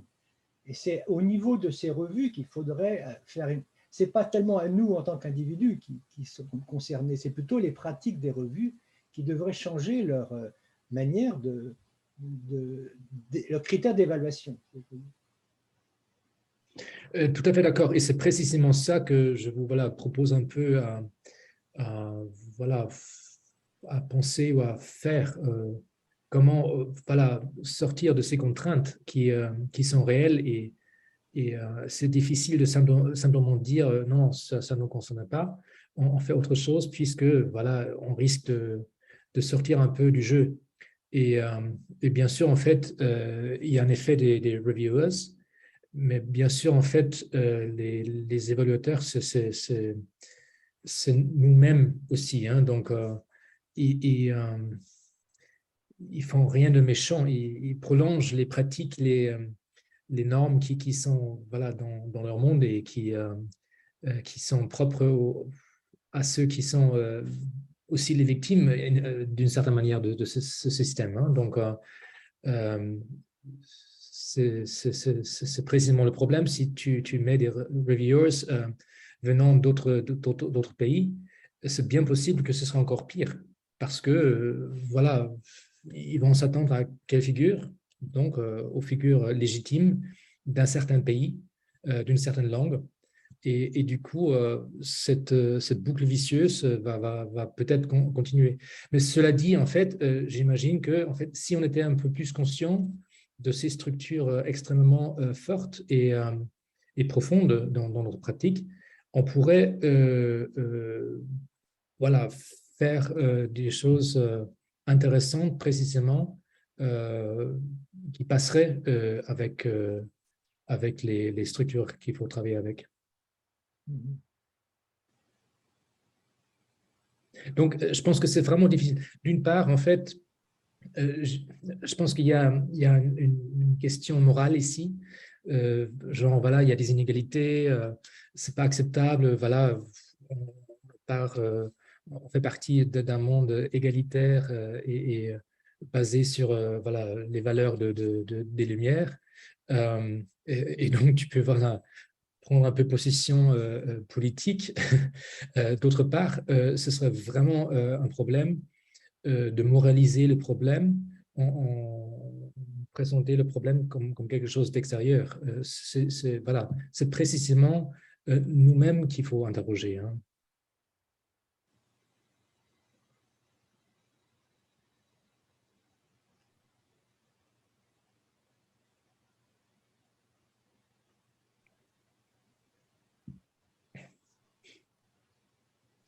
Il n'y a pas d'autres remarques? Ça me déçoit, franchement. J'aurais cru que je dis quelque chose de nouveau. C'est la première fois que je présentais. En fait, il y a un article qui n'est pas encore publié pour le handbook de Shisu qui présente un peu cette idée. Et, Mais bon, puisque personne ne parle, je vais continuer. oui. Il me semble qu'il y a, bon, alors tu as bien mis en évidence qu'il y a deux grands facteurs d'opacité, les langues et les systèmes académiques eux-mêmes. Mais tu as beaucoup plus parlé des langues que des systèmes académiques. Or, enfin, tu en as un peu parlé, mais moi, il me semble que les deux ont une très grosse importance. Ce n'est pas simplement les langues. Parce que bon, je ne peux pas parler en général, je n'ai pas eu accès à tes données, mais je prends mon propre cas. Quand j'écris en anglais dans des revues soi-disant internationales comme Discourse Studies, je ne suis jamais cité. Je veux dire, il ne suffit pas d'être quelqu'un d'important, entre guillemets, dans son propre champ, etc. Quand comme tu remarques toi-même, un sociologue américain ne va pas citer un sociologue anglais. Et donc, il n'y a pas que le problème des langues. Il y a aussi le problème de la clôture des systèmes académiques qui fait qu'il y a des intérêts. Alors, en termes, je ne vais pas faire de la sociologie des sciences, disons, trop grossière, mais quand même, c'est des systèmes d'échange. Hein, c'est ce qu'a bien montré les travaux sociologiques. Et donc, les systèmes d'échange se font essentiellement dans un système académique, et si bien que les gens ne citent pas les gens, même dans leur propre langue, les gens d'autres systèmes académiques. Donc, il y a aussi cette variable qui compte. En fait, il y a une structure peut-être double du marché universitaire qui est très importante à savoir. Et en fait, normalement, on est donc recruté par un système académique. Et donc, les systèmes académiques, normalement, sont au niveau national. Et il y a peut-être un peu un marché des projets européens maintenant, mais les vrais postes, même en Europe, sont toujours financés par les gouvernements. Et du coup, il y a des marchés nationaux qui se créent autour des postes ouverts dans les pays qui ont des systèmes académiques importants. Hein. Et c'est le cas pour tous les pays européens.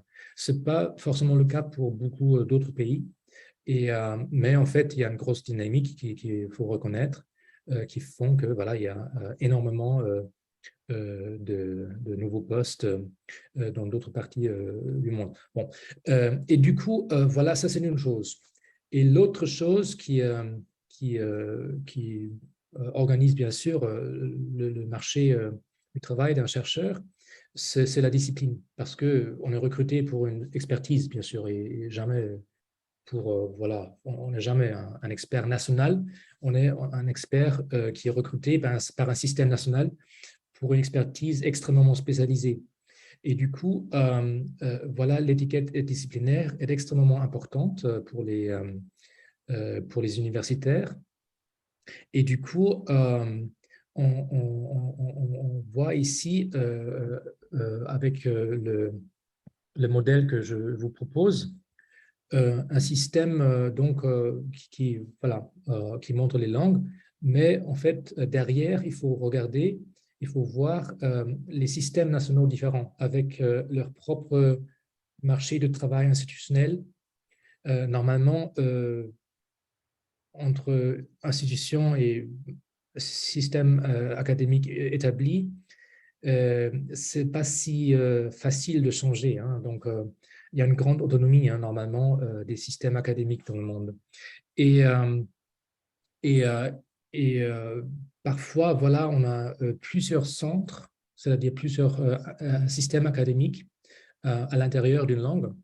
C'est certainement le cas pour les lingua franca, l'anglais, espagnol, français, portugais et allemand. Et donc, Et bien sûr, en fait, il y a donc à l'intérieur de ces espaces linguistiques, il y a donc plusieurs champs un peu en parallèle. Et ils sont beaucoup plus séparés l'un de l'autre qu'on ne le croit. Je le dis pour la différence entre l'espace américain qui va jamais ou quasiment jamais citer les références non américaines. Et c'est aussi le cas pour, si on regarde comment ça se passe en Amérique latine, il y a des discussions régionaux, nationaux, mais il n'y a pas forcément l'idée d'un espace de communication latino-américaine. Hein. C'est un espace extrêmement fragmenté entre les éditeurs, entre les revues. Et du coup, voilà, c'est tout à fait central. Et il faudrait peut-être regarder, et ça je connais beaucoup moins, je l'avoue, comment les autres systèmes académiques fonctionnent, qui n'ont pas vraiment une langue maternelle qui est suffisamment grande pour faciliter les discours, disons, autonomes dans l'espace institutionnel d'un pays. Et, j'imagine que la présence la différence entre des discours extrêmement régionaux et extrêmement internationaux, c'est-à-dire européens, est extrêmement marquée. Donc, mais voilà, ça, je ne peux pas vraiment dire comment c'est normalement. Il y a quelques réflexions là-dessus dans la littérature que je connais. Il y a souvent, voilà, une tension dans l'existence universitaire entre ces deux régimes de travail scientifique avec leurs pratiques propres. Il y a aussi une très grosse importance de la migration intellectuelle qui donne des issues très réelles à ces gens-là. Et ça, c'est quelque chose qui n'est pas forcément connu pour les chercheurs français et allemands, par exemple, qui ont des systèmes académiques très forts qui recrutent leurs propres doctorants.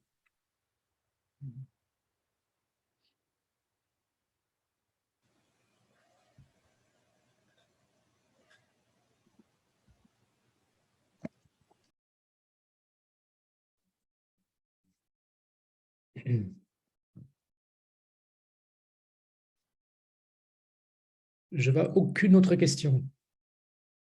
Alors là, qu'est-ce qui se passe?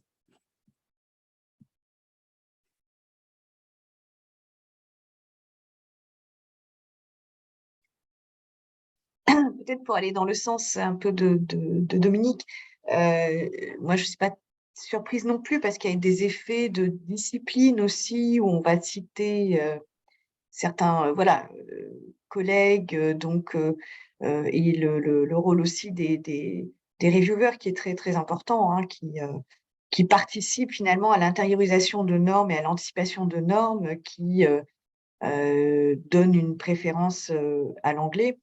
Et j'ai envie de dire aussi que le processus s'explique aussi très certainement par les reconnaissances des revues aussi, qui voilà, parce que bon, tu l'as pas abordé parce que ça dépassait un peu le champ, mais il y a aussi toute une dynamique, on va dire, de la science et surtout de l'évaluation aujourd'hui de la recherche, où les revues reconnues dans nos disciplines respectives impliquent aussi une préférence à l'anglais ou au français. J'imagine que pour l'allemand, c'est pareil, il y a peut-être des revues en allemand qui sont privilégiées par rapport à d'autres. Bien sûr, oui. Il y a certainement ces hiérarchies de prestige des revues, d'institutions. Voilà, c'est quelque chose qu'on voit partout. Hein. Mais après, il faut regarder voilà, comment certains savoirs sont valorisés ou non. Et si tu publies seulement en anglais, tu ne vas jamais avoir un poste en France. Oui. Jamais. Mais en même temps, si tu veux avoir un poste en France, il vaut mieux avoir aussi publié en anglais. Voilà, c'est ça. Et donc, c'est précisément ça, hein, et ce n'est pas du tout la même chose que publier en anglais.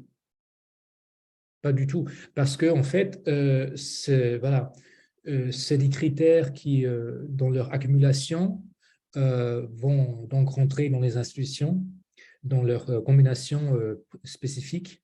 Mais on ne peut pas dire que tout est anglais. Ce n'est pas du tout le cas. Et il faut bien regarder les situations dans lesquelles certaines choses sont valorisées et rendues pertinentes ou non. Et, et par exemple, la question du multilinguisme, c'est quelque chose qu'on voit sur beaucoup de niveaux.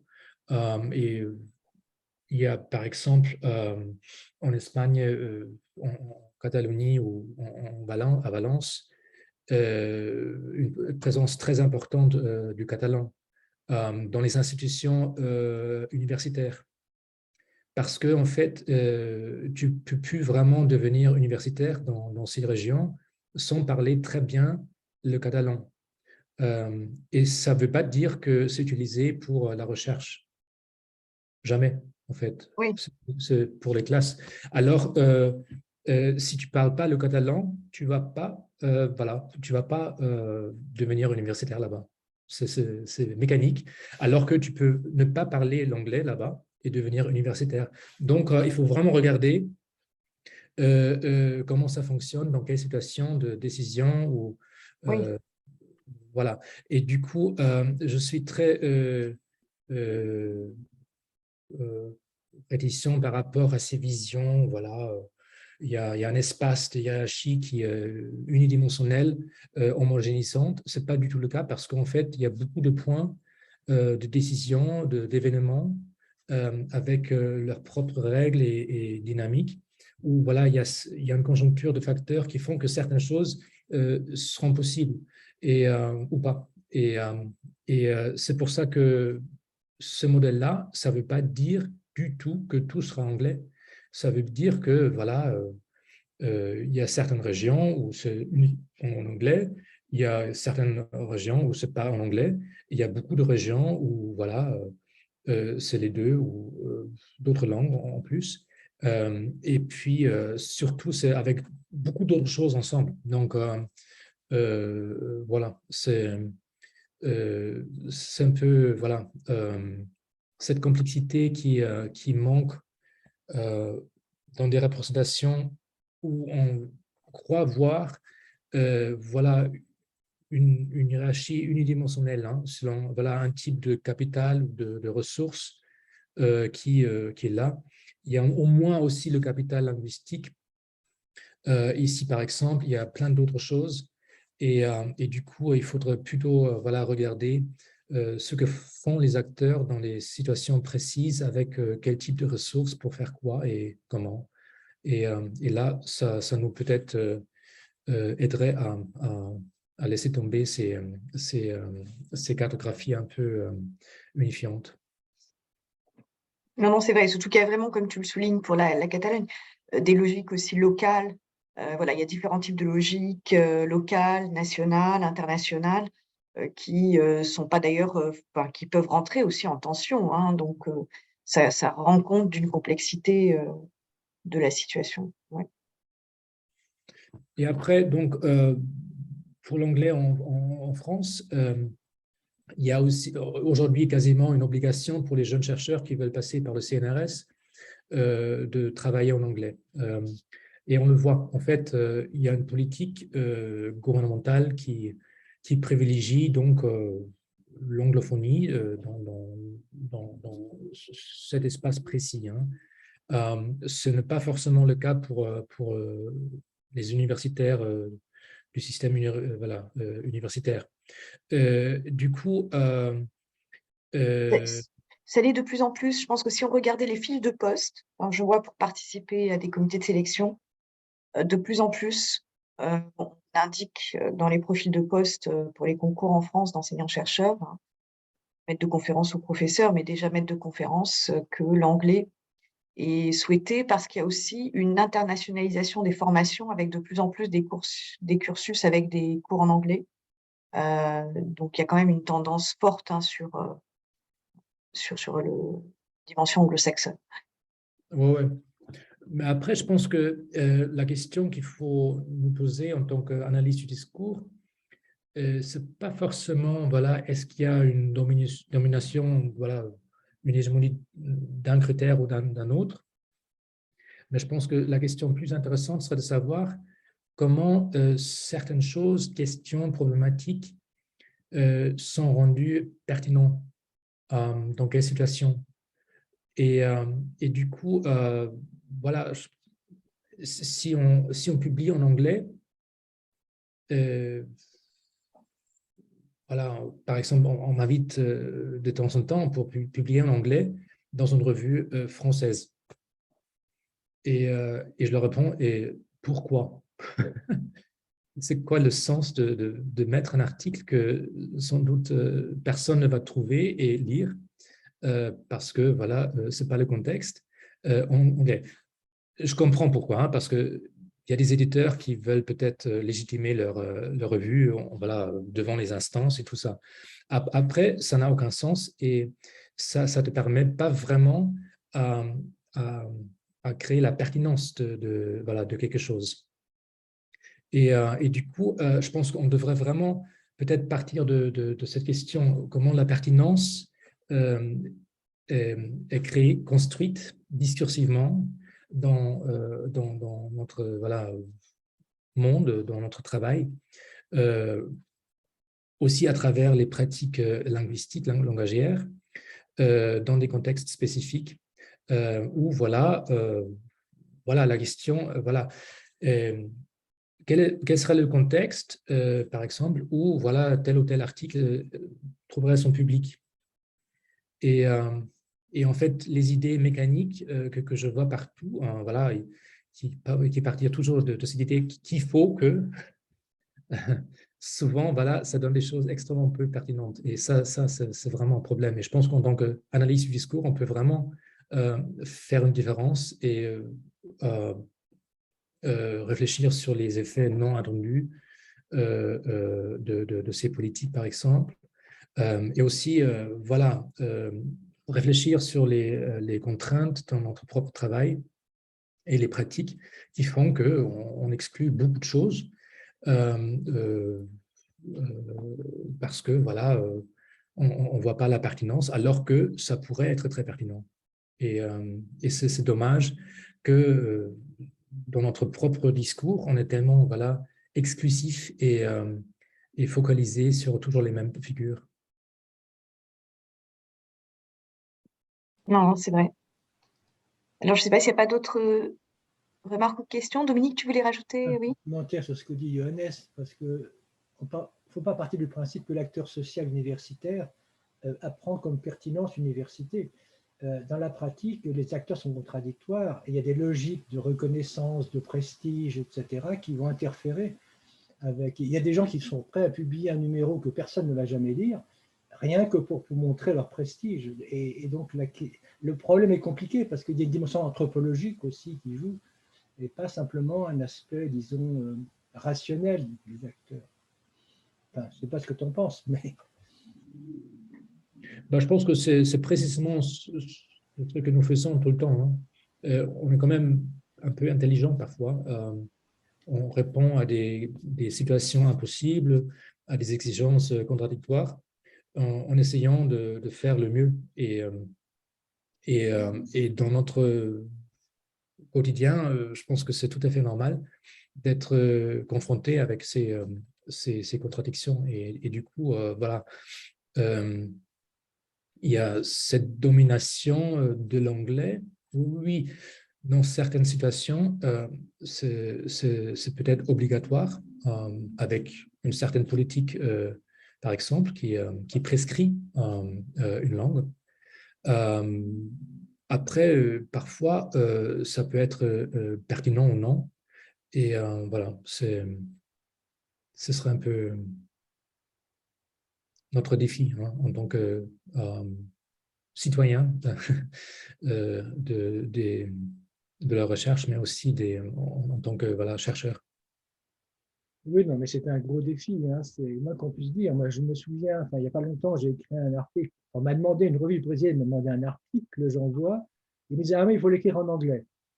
Bon, donc je l'ai écrit en anglais et j'ai regardé la revue en question. Aucun des articles en anglais, et en très mauvais anglais d'ailleurs, peu importe, ne portait sur un sujet qui pouvait intéresser quelqu'un en dehors du pays ou même de la région. C'était vraiment des sujets ultra locaux qui n'intéressaient personne, mais ils avaient été écrits en anglais. Donc là, c'est typiquement, ils vont se couper, si je peux dire, d'un public réel pour un public imaginaire. Et là, c'est du prestige, uniquement du prestige. Et bien sûr, en fait, la plupart des articles qui sont écrits sont jamais cités. C'est encore voilà, cette hiérarchie entre voilà, les travaux et les chercheurs visibles et non visibles. Il y a une hiérarchie énorme entre ceux qui comptent et ceux qui comptent pas. Et l'anglais n'est pas du tout la solution parce que voilà, on voit la même hiérarchie à l'intérieur de l'anglais. Ben oui, mais c'est des travaux, je sais pas si tu connais, de la Price, dans les années 60, Sociologie des sciences. Il avait bien montré que la plupart, il disait, je crois que 5% des auteurs ramassaient 60% des citations. Oh, oui, c'est ce que je vois aussi. Beaucoup d'articles n'étaient jamais lus. Il avait fait des statistiques qui ouais. montraient que beaucoup d'articles n'étaient jamais lus. Et ça, c'était des revues de biologie, je crois, enfin, une science dure, et en anglais. Donc, c'est un mécanisme qui est universel, si je peux dire, malheureusement. Et je pense qu'il y a deux questions peut-être. La première question, si ce n'est pas lu, ça peut être parce que c'est vraiment très ennuyeux. Et il y a vraiment énormément de choses qui sont absolument sans aucun intérêt, qui sont publiées dans notre voilà, champ et d'autres champs. Et l'autre chose, c'est qu'il y a des structures sociales et institutionnelles qui font que la plupart des choses ne sont pas vues. Et donc, et je pense que c'est ça où encore il faut se demander, à mon avis, pourquoi il y a certaines choses qui sont pertinentes ou non. Il faut reconnaître que la pertinence, l'intérêt, la valeur du savoir, ce n'est pas une chose mécanique. Ça répond toujours à certaines situations. Et après, il faut bien réfléchir sur les aspects non académiques dans ces dynamiques. Hein. C'est jamais purement scientifique ce qui se passe en sciences. Mais voilà, mais je pense qu'il y a les deux questions. Pourquoi beaucoup de choses sont tellement ennuyeuses?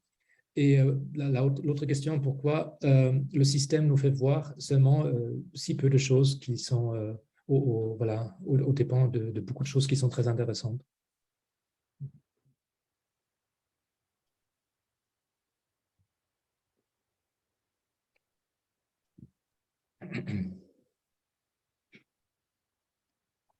Alors, si... On peut peut-être se donner rendez-vous le 18 novembre prochain pour écouter donc Julien Giry, qui nous parlera de la double complotisation des hésitations et défiances vaccinales à l'ère de la Covid-19. Donc voilà, donc sur les discours complotistes dans le contexte des défiances vaccinales en contexte de Covid. Donc ça aura lieu toujours de 14 à 16, donc vendredi 18 novembre. Je vais arrêter l'enregistrement.